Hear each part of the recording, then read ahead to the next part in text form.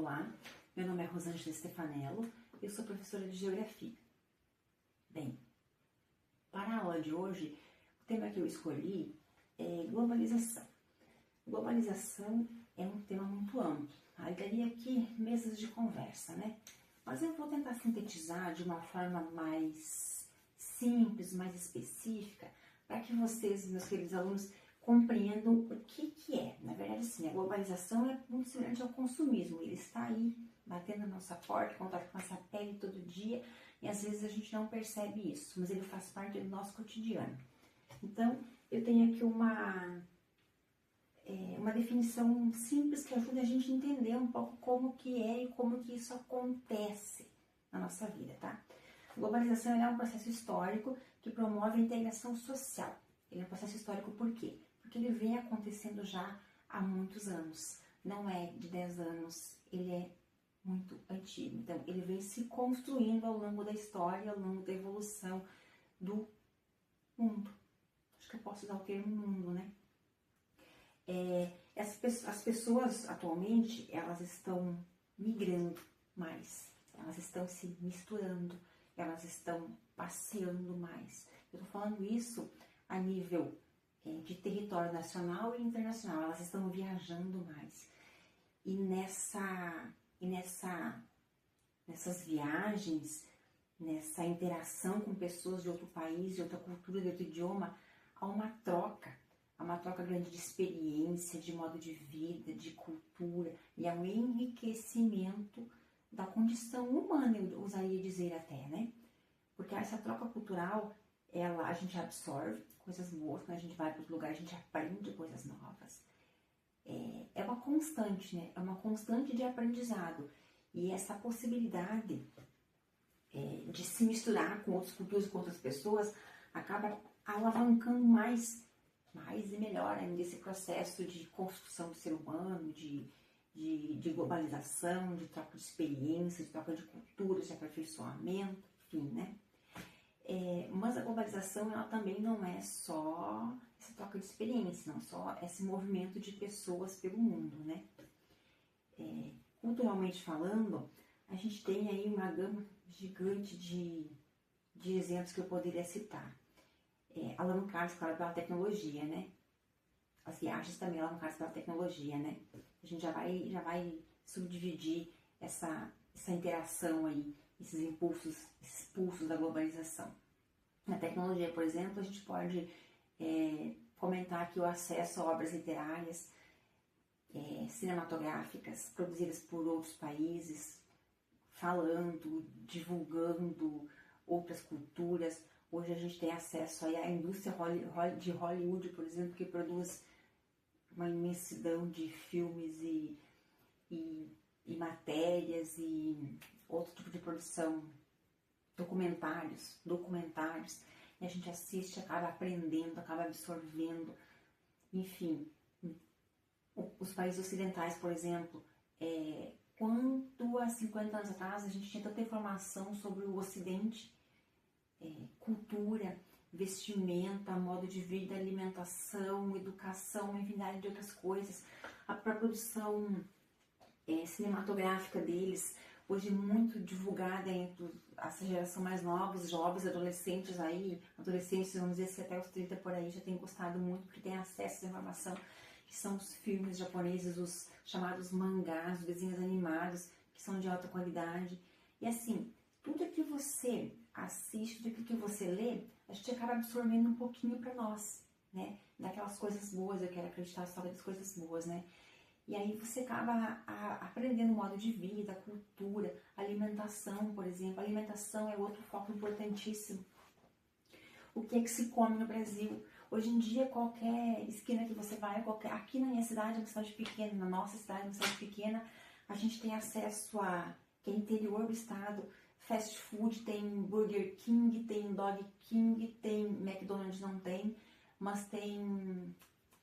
esqueci o nome do outro agora, assim, né? Mas é uma alimentação dos americanos, é uma comida que foi inicialmente criada lá, difundida no mundo todo. E a gente acabou gostando e eventualmente, enfim, acaba se familiarizando com isso e usando também.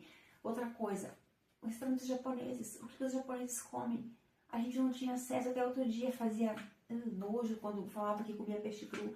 Hoje em dia, qualquer esquina tem, aqui tem fast food, tem delivery, e as pessoas adoram isso, e experimentaram, e gostaram, e, enfim. Tudo isso é cultura. Eles também. Certamente os americanos aprenderam a gostar do arroz, do feijão, do nosso brigadeiro fantástico. Ou seja, é uma troca, gente. É uma troca fantástica que a globalização proporciona. E é um crescimento, é uma miscigenação. Miscigenação, desculpa o termo, tá? Não é o caso aqui. Mas assim, é uma troca cultural muito grande, né? De nós para eles, do mundo para nós e de nós para o mundo também, né? Basta ter interesse hoje em dia com acesso aos meios de comunicação, à internet, enfim, né? Outra coisa que eu gostaria que é algo mais recente, assim, de usar como exemplo, até para vocês situarem melhor, agora essa guerra que está acontecendo na Europa lá, como que isso afetou a gente também aqui, né? Por quê? Afeta o mercado econômico, a nossa região aqui, ela é essencialmente agrícola, produz grãos, né, para exportação, carne para exportação, Europa, a grande maioria, né? Como que isso acabou afetando a região aqui? O preço dos produtos afetou aqui, por quê? Fatos que acontecem no outro lado do mundo ou em países que têm um poder econômico, político e econômico, vamos dizer assim, que são os países que detêm, se estou usando o termo correto agora, que eles têm um poder maior de decisão, né? Na economia, na política, as decisões deles afetam o mundo todo.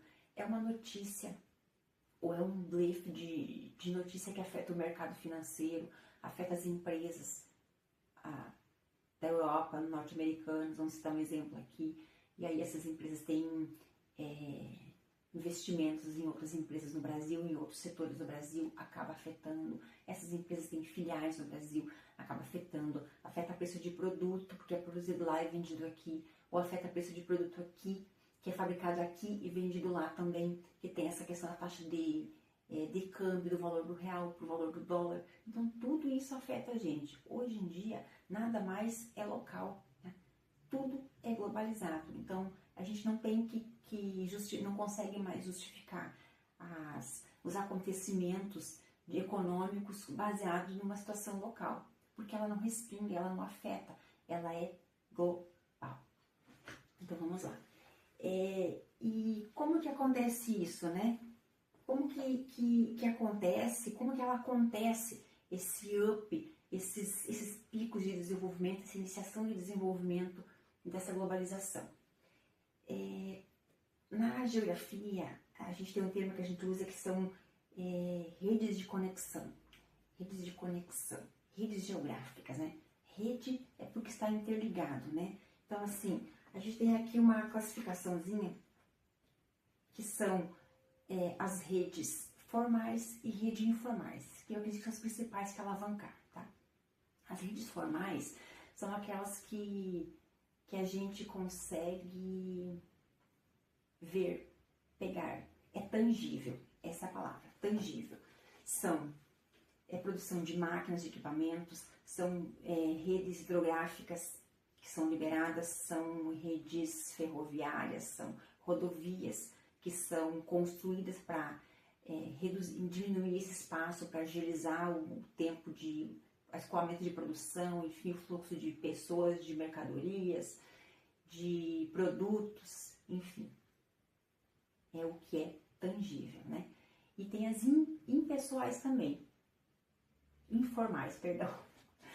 Ai, desculpa, gente. E as informais também. As informais são como? São o quê?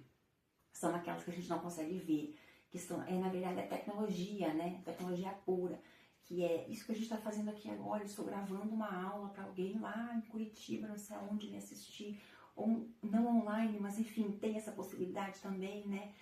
Essa conexão de pessoas, de transmissão de dados bancários, de vinculação, de veiculação de documentos online. Olha que coisa fantástica. Eu tinha 18 anos quando eu descobri o fax. Eu achei o fax uma coisa fantástica, porque ele transmitia um documento digitado, escrito a milhares de quilômetros. Como que ele fazia aquilo? E eu achei aquilo fantástico. E hoje em dia, a gente não precisa mais do fax. Você digitaliza um documento e manda ele, envia praticamente original. com a cor, a tinta da caneta, com a coloração para qualquer lugar no mundo. Olha que ferramenta fantástica, olha o que é isso.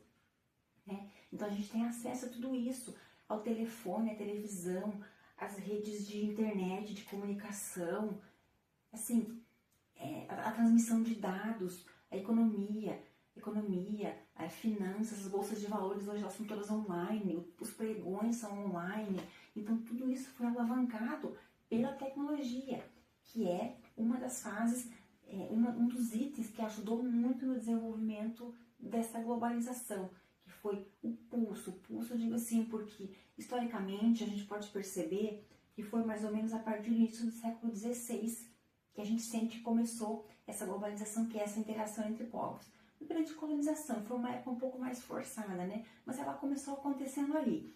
E aí depois com a Revolução Industrial, em 1960, 1970, é que aí que houve esse boom da tecnologia, em que havia muitas pesquisas, estudos, e foi colocado em prática isso, que começou a ver a criação do computador, a criação do robô, que aí alavancou o desenvolvimento, que é isso que a gente vê hoje, a produção de aeronaves, atravessar o mundo em, sei lá, 12 horas, não digo atravessar o mundo, mas uma viagem daqui até a Europa, em média aí, 12 horas, 15 horas por aí, sendo que há 2 séculos atrás, no século XVI, no século XV, período da colonização, levava 13 meses, 4 meses de navio, né? Então, tudo isso são reflexos da globalização, alguns dos itens, tá? Como a nossa aula é curta, hoje ela está quase terminando, eu não vou conseguir me focar nos outros itens aqui que a gente discutir até chegar no período atual da globalização que a gente vive hoje, tá? E tem mais, para a próxima aula, a gente vai falar também sobre os malefícios da globalização, porque não são só coisas boas, não, gente, não são só coisas boas, tem muitas coisas ruins que acabaram sendo, se sobressaiu aí as disparidades sociais e econômicas em decorrência da globalização também, tá bom? Mas esse assunto para a próxima aula. Muito obrigada, gente, e até mais.